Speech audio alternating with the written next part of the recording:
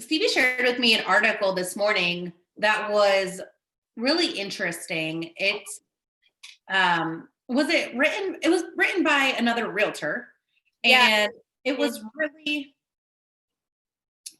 it was really on like communicating and being a great communicator, the power of listening. And so we thought, hey, let's just talk about this for tonight's call.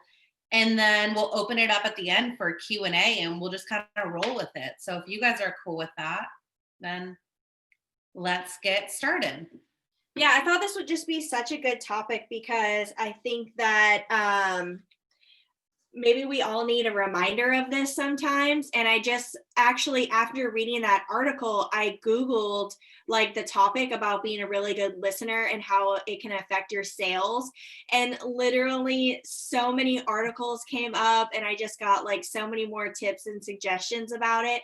And like being a really good listener is so critical in business and in sales.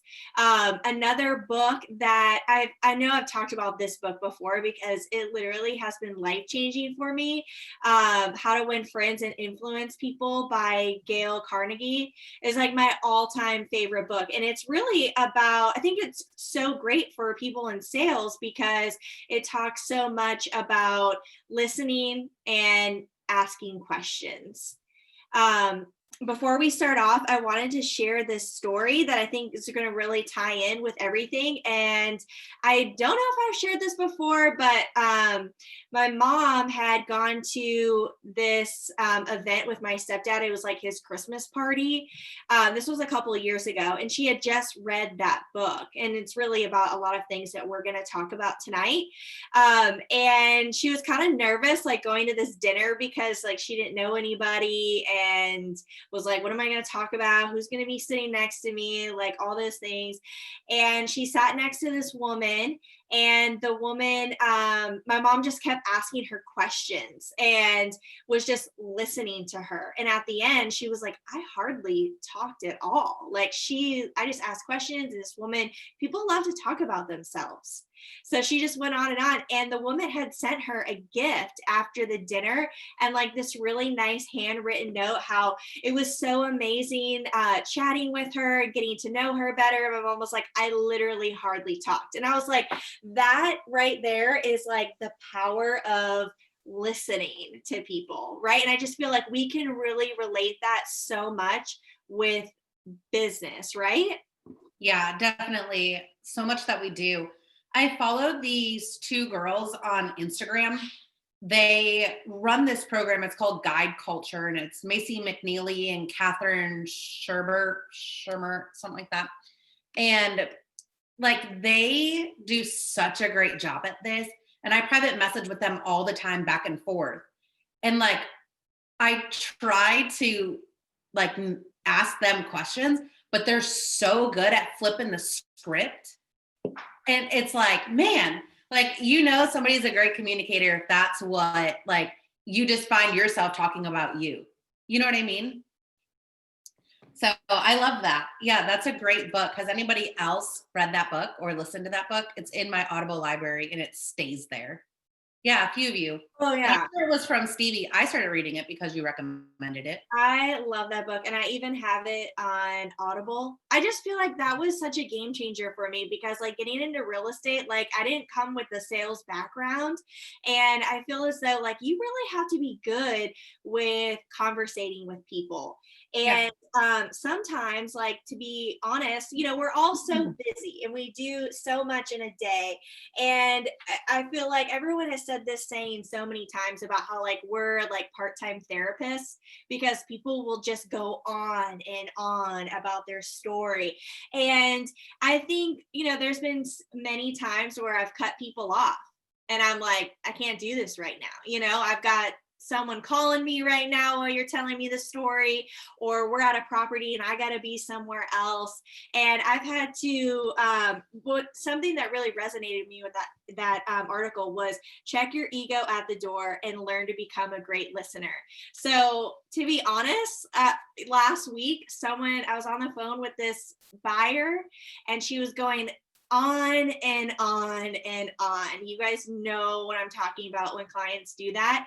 I literally put her on mute and started doing the dishes. Because I'm just sitting in my office. I'm like, I have so many things to do right now. What can I do? I put her on mute. I did the dishes. I started the laundry.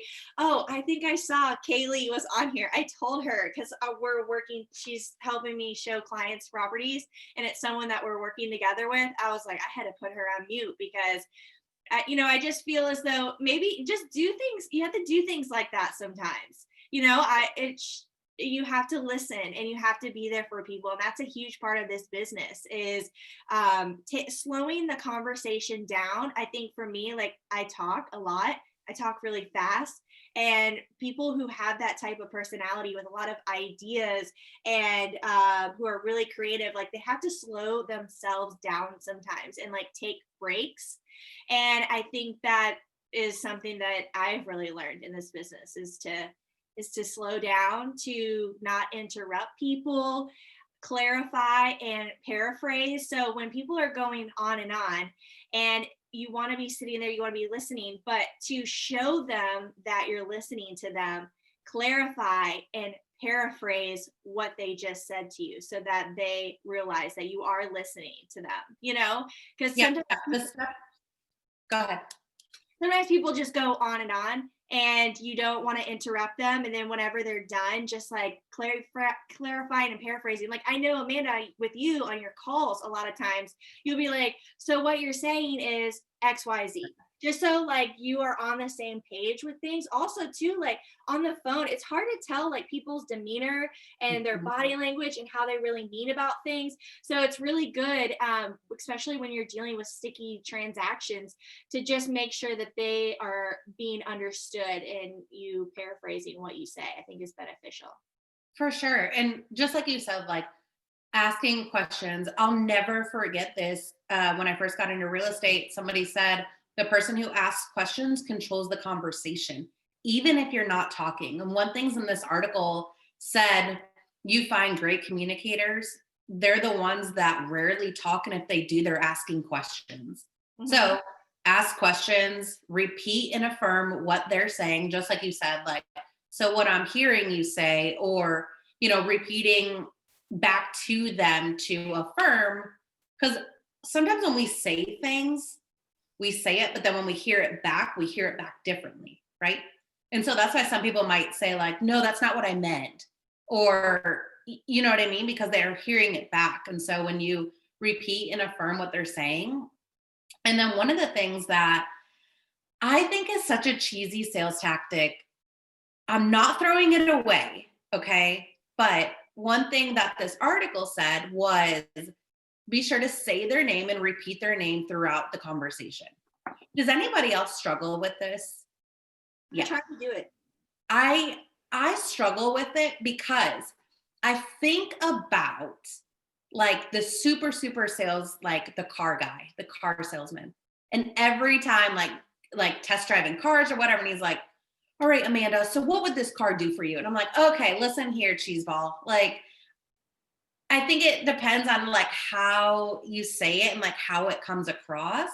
I know that sounds weird, but yeah, I struggle with repeating people's names in conversations because I don't want to be that used car salesman. Claudia says yes. So I struggle with that, but I thought that it was, oh, I love that, Brittany. She says, I do it to call back attention.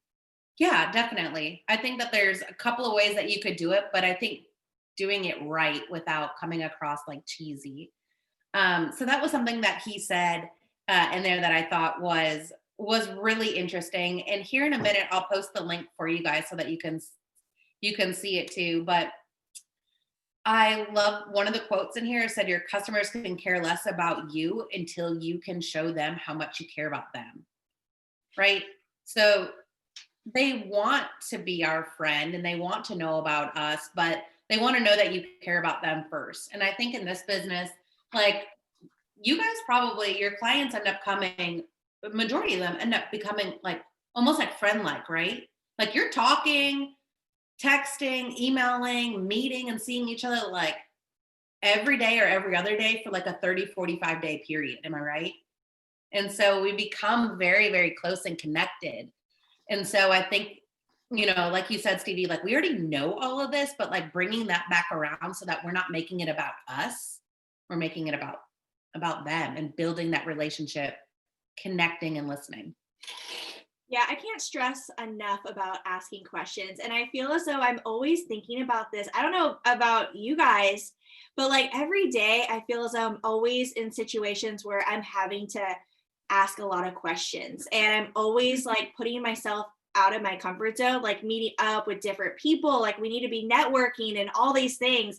And I'm always like, okay, what questions can I ask them? And I try to like rip fire a lot of questions, like when I'm doing coffee meetups or lunches or going to events where I don't know a lot of people, or doing Zoom calls. I just always want to be like question after question after question. And I feel as though it really helps out like the nerves with talking to new people and stuff like that. Doing showings. Sometimes it can be like kind of awkward. You never met them before, or you're nervous about that particular client maybe, and just come in with a lot of questions. Closing day could be an awkward situation. Divorces, like I feel like I'm always in weird situations like this, and I'm just like, all right, we're just gonna ask a lot of questions because nobody wants like an awkward silence. Yeah. And I think too, with asking questions, like, I don't know about you guys, but sometimes when I hear things, I tend to react. And so when you pump the brakes for a minute and you slow down and ask questions to then gain clarity or figure out the why behind it. Like we had somebody that came through with like a super unrealistic set of repairs that they wanted my client to fix. And instead of just like immediately like WTFing it, because I was like, is this your first day on the job, bro? Like, no. These are all cosmetic things that you could see before you put your offer in. Get out of here. But instead of saying that, it was, tell me why these items are important to your client so that I could gain understanding and clarity before I reacted and sent these to my client. Because guess what your client's going to do? Most clients are not business people like this and know how to like take the emotion out of it and all of those things. So instead of reacting, asking questions. I think no matter what situation you're in, questions are always, the conversation is always structured around conversations. Wouldn't you agree? Yeah, I was going to pull up this article and just see if there was anything else that I wanted to mention about it. You guys have any other, like, aside from this article, but do you guys have any like awesome tips for listening and being a great communicator? Any books or podcasts that we should know about? Because we're sharing this with you and we'll share the article with you too, but give us more to feed off with this. Or just like any question in general about real estate. And I probably could go through my DMs and find a million. I have a question. Okay, awesome. I know we actually messaged Amanda about this today. Following up about Trello. I am curious to know what other people are doing for their boards on Trello. I've been working on mine to kind of align it to my business plan for next year. So I'm curious to know what everybody else has done with their Trello. And I was so hoping that Casey Gray is on here, and she is. So I hope that she might be in a position where she can chime in. And, oh, hey, girl, hey. Hi, I'm working from home. I'm never here. Awesome. When I was talking with you, well, like, so Trello in general, I should say, do you have anything like other than what you shared with us that you could tell us more about with Trello, or what you're doing for next year? All of those things. I mean, there's a lot. I would say that if anyone wants to like see what other people are doing, a great place to do that would probably be in my Facebook group. And I can totally start like a thread in there asking people to share what they have going on.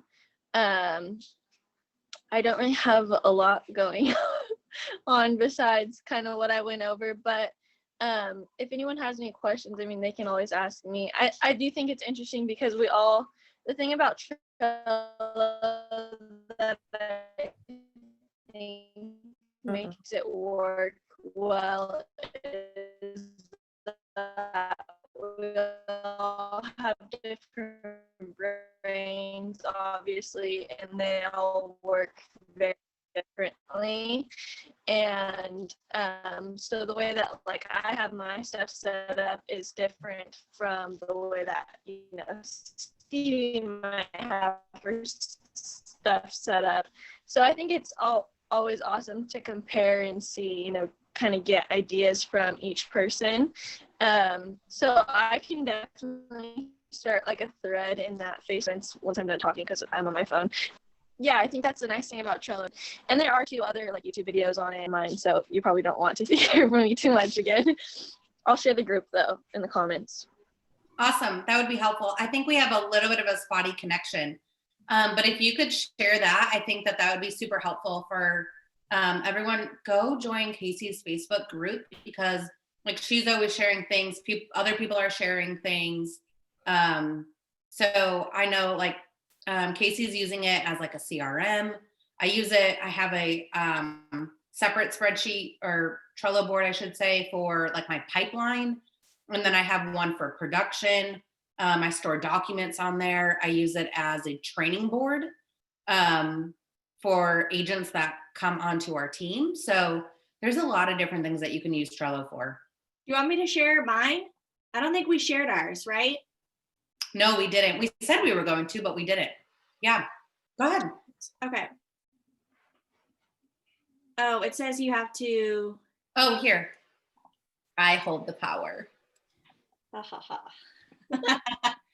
Hold on. No worries. Hopefully mine looks like nice and it's pretty much, I think. Okay. You got it, girl. Here we go. Can you see everything? Yes. Okay, so on the left is my key. So a lot of like, I've read a lot of the same emails, like when I'm putting in an offer. I have a repair request email, a pre-inspection email, pre-drywall report to builder for new construction, just a bunch of different things that I noticed. I've only had this for a couple of months, but over the last couple of months, like repetitive emails that I was sending, I would just put it over in the key column. And then I just have like different categories here, like properties pre-listing. These are properties that are about to hit the market. And I just visually like this. Like this just works for me. Like we're all so different, but for some reason, like these cards are just super helpful for me. And in the cards, there's just a ton of information that you can plug in there. You can add PDFs. I know we went over the basics. And then this is Casey's, like a lot of it is her templates that she had shared on our call. But I have in there like their primary address. You can add way more notes in here, attach anything that you want to attach, but it's just like a checklist. So I can click on that and just have everything written out on where I'm at and where I need to be. Active listings, people who are actively looking to buy, and it has all of their like credentials on here, their email address, their phone numbers. These are the people who are under contract. These are people who are going to be buying next year. So this is just like how I've set it up, like the categories. My sellers for next year, what has closed recently, and then that's pretty much it. But just visually, this works really, really awesome for me. Hey, how did you, because I am also getting mine, I've been using it for a couple of months, but what I struggle in is the checklists. Oh, so there's a button that you just add an item. How do you make, like, do you make a checklist? Like, is that like your pre-meet checklist? And then you can like add that to any card? You'll have to ask Casey. Okay. Okay. Hey, Casey, do you have somewhere of all of these items in a checklist?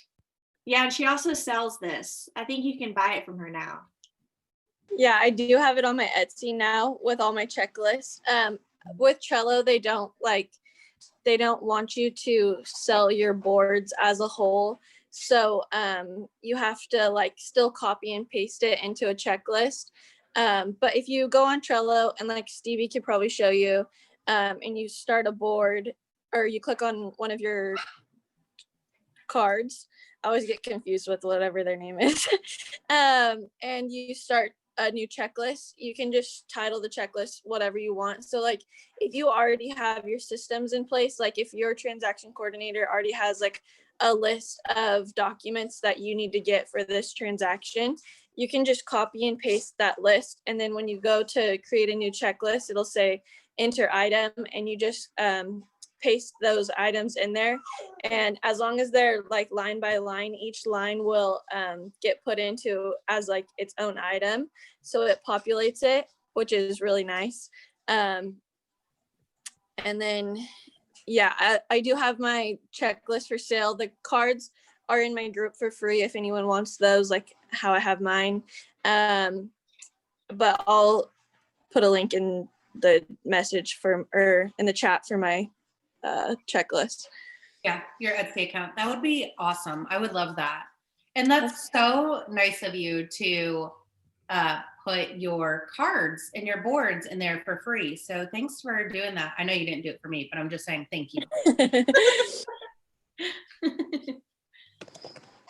Cool. Okay, great. Thanks for sharing thanks for sharing that with us, Stevie, so that we could see like the visual of it. Yeah, we did in our Casey and I's group, and we like shared all of our boards, and it's just so interesting how everybody's so different in the way that they set theirs up and what's like visually appealing for them. So I just felt like it was really helpful to see everyone else's. And then one of the girls, I mean, she's got like her meal plans, her workouts, her morning routine, and her boards on there. Like and this is free. Oh my gosh, I would pay money for my Trello board. That's so awesome. Yeah, and you can add people to it. So like I have my showing partner, she's on my boards. And so when she goes out and she goes like she views a property with one of our clients, like I know that they're going out there, but she's putting in notes. And then just like Facebook, like you can do like at Amanda, and then it'll tag me and it'll notify me that Andrea put something in there, and then I can go look at all the notes and things. I love it so much. Yeah. Hey, also, majority of y'all on here probably use Coffee and Contracts. So I was like looking for a simpler way to get the Coffee and Contracts content from the webpage to my phone, because I can't like, I don't use a scheduler or anything. So I put it on my Trello board, and then all I have to do is go to that board and like the date or the topic, or I have just like a whole bunch of randoms if I don't want to post every day. And so that's something that I started doing recently, incorporating Coffee and Contracts content into my Trello board. So if anybody's looking for a simple way to streamline that, that's what I use. Very random question about giveaways. I wanted to reach a certain number. Any tips to give prize until it's reached, or just hope for it? Well, I'm going to sit back and relax while Stevie takes this one over, because I'm still trying to figure this $1 million question out for myself. Okay, what was it? But I have a question about giveaways. I wanted to reach a certain number of giveaways, or a certain number of people to enter. Probably people to enter, engagement, comments, followers. Oh, okay. To give prize until it's reached, or just hope for it. I think that you should have a deadline though set up ahead of time. So like when you go to announce the giveaway, like, hey, I'm going to announce let's say it's Monday, you're like, I'm going to announce it Friday at 4. Like put in a deadline in there, and then always be talking about it and excited about it and coming up with different ways to share it with your audience. Just doing one post about it isn't really going to get people that excited, and it probably isn't going to get noticed. Like you need to make videos about it. It needs to be like Instagram storied, hashtags, all the local hashtags for the giveaway. But I mean, I've never done a giveaway and was focused on a certain number of people to enter. I think it doesn't matter. Like if you have 10 people and that's all you were able to get to enter, well, then you started off with 10.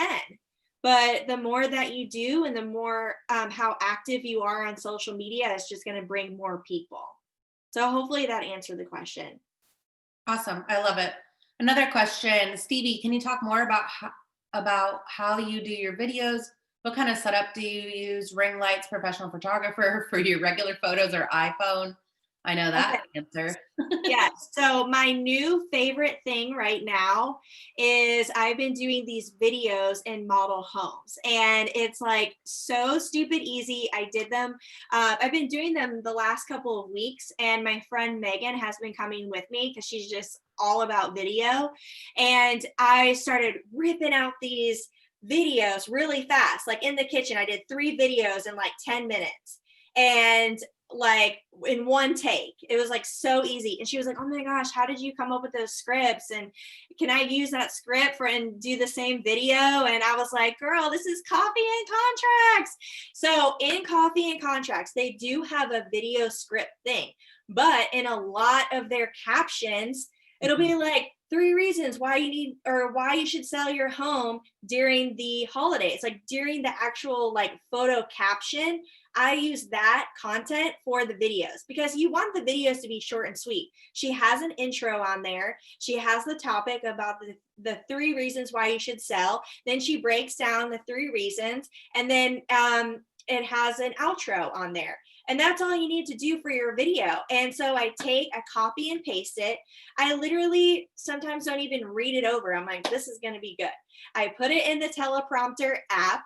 I paste it in there, and then I hit play, and I just shoot right in the model home. I save it, and it's done. And I'm using that for my weekly video, my Instagram content, Facebook, LinkedIn, and putting it on YouTube. So I'm using this content everywhere, and it's just so stupid easy. So I'm just bringing, I have a smaller tripod with a smaller ring light on it because it's super easy to travel with.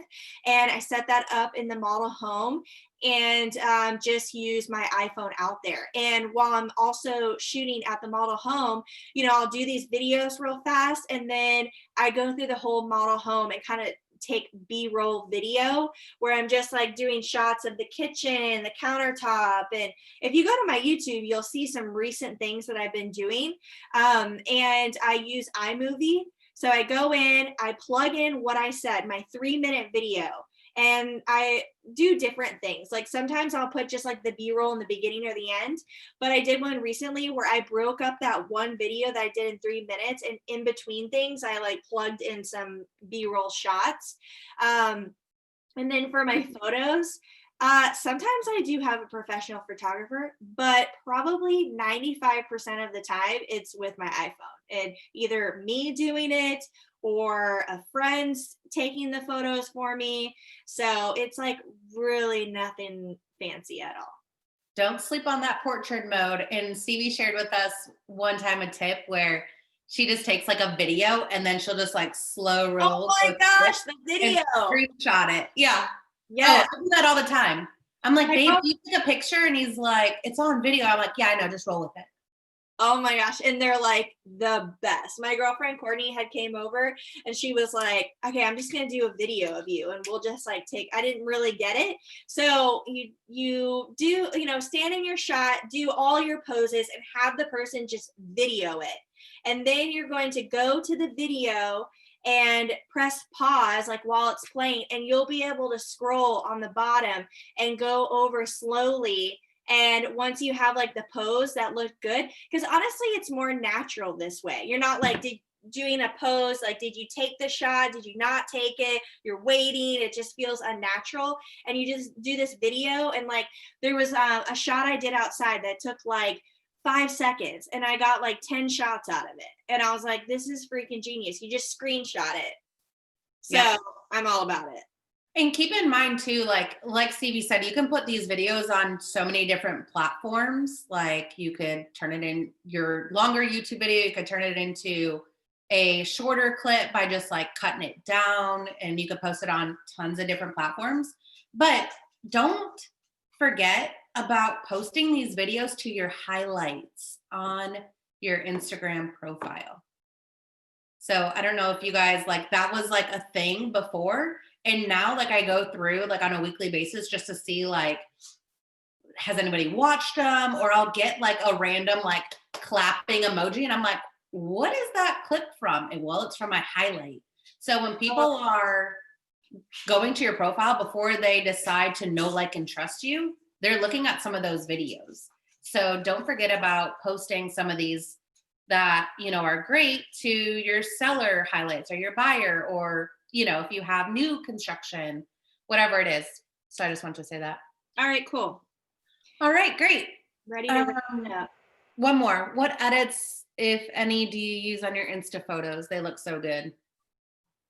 I just like play around with the different filters. Usually like I try to like increase the brightness so it looks bright and airy and beautiful and fades out my blemishes. And then I'll look at, but yeah, I'll try to get like natural light. Like if you guys notice, like sometimes I'll be recording videos like this because the natural light is coming in this way.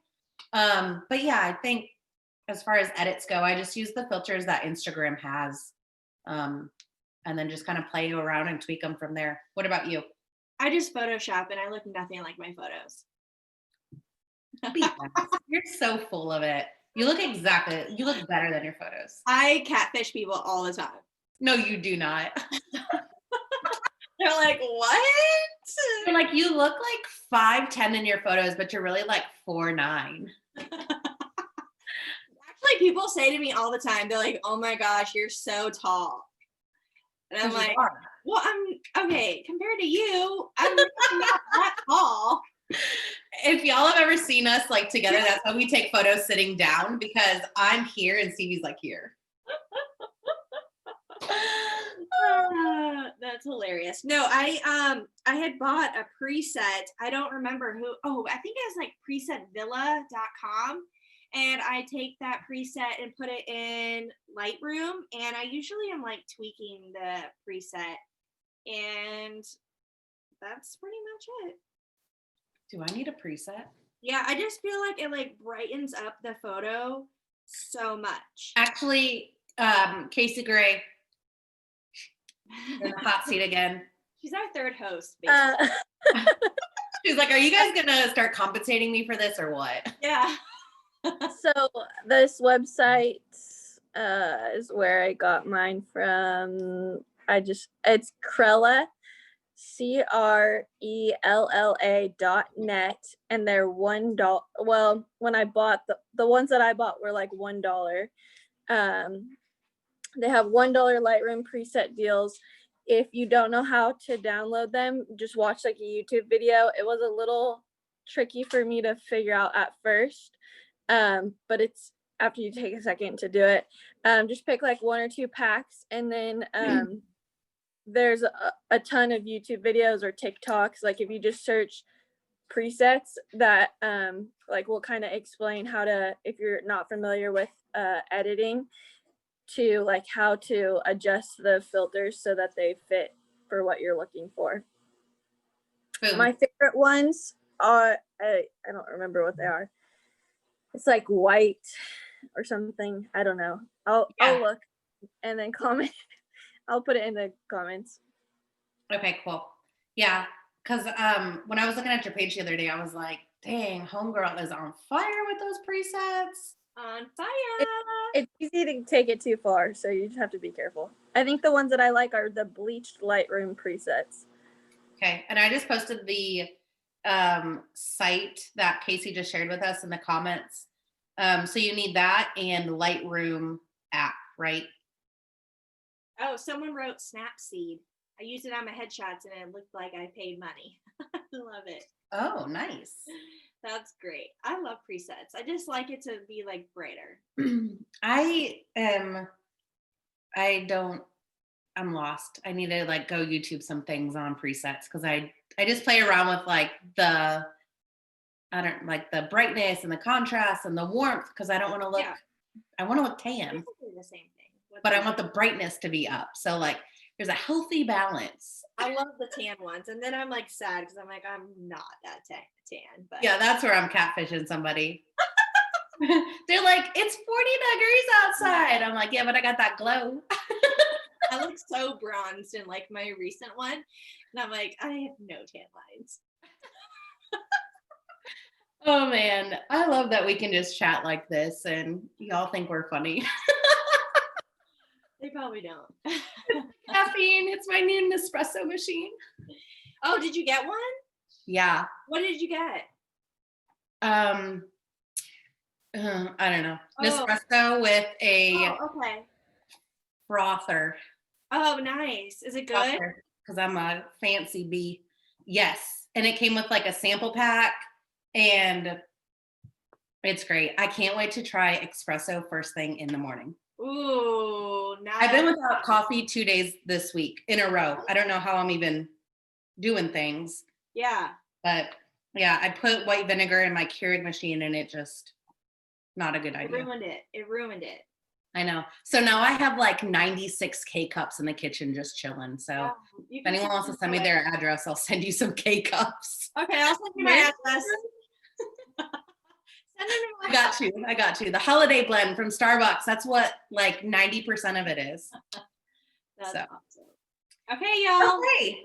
Yeah, this was so much fun. Yeah, send us some topics for next week, okay? Yes, y'all have an awesome, great, productive weekend. Ask questions, get clarity. I do have a question. I do have a question. Okay. So I believe one of you is cold calling, right? Or has started cold calling? I used to. And Stevie said that she was going to start, but Stevie also got like super slammed with business. I've been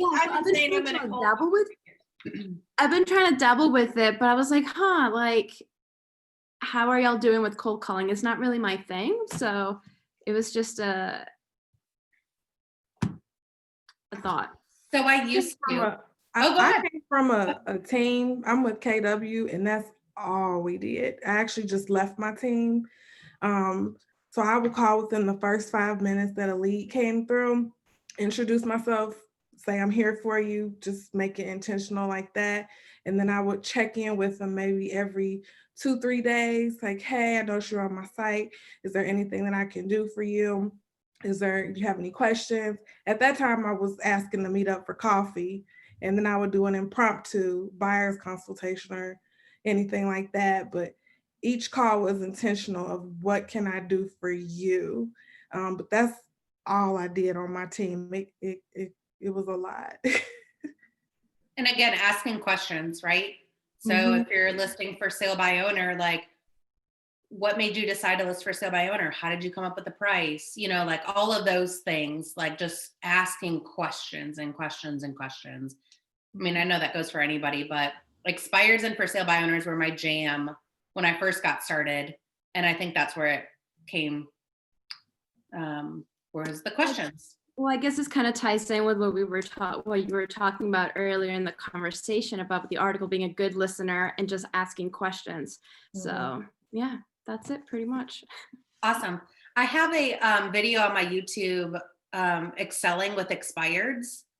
And like I go over like websites where to get numbers from, scripts, objection handlers. If you want to go check that out, you can. And then Ricky Carruth posts like videos all the time. All his live calls like every single day. Yeah. So go check out Ricky Carruth on YouTube too. Awesome. Thank you. You're welcome. Okay. Well, that wraps us up. If you guys need anything at all, reach out to us. We are here for you, and we'll see you next week. All right. Adios. Bye.